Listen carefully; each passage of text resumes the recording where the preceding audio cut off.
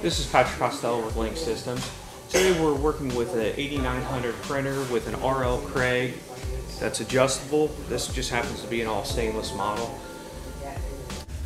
First thing you're going to do is you're going to make sure the machine is completely turned off. That way when you start adding solvent to the print head that you don't cause any electrical issues.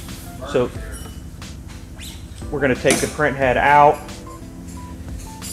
I recommend that you definitely wear gloves. The solvent can very dry you out, or ink will be everywhere.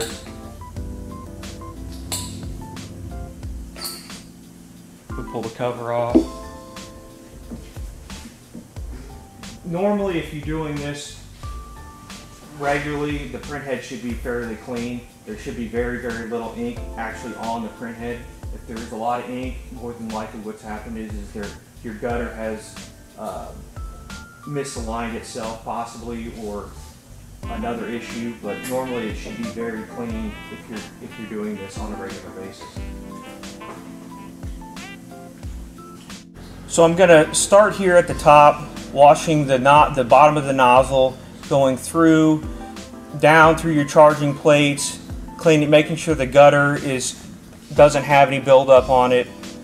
It takes very little if you're cleaning this on a regular basis and if the print head is aligned correctly.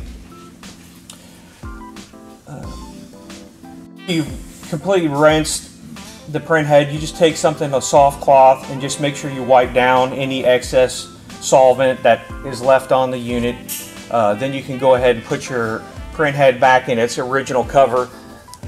Sometimes you will have to look and make sure that there's no ink buildup inside the cover, on the outside of the cover, or anything like that, because eventually that can cause a problem with your ink printing. But this one here is good and clean.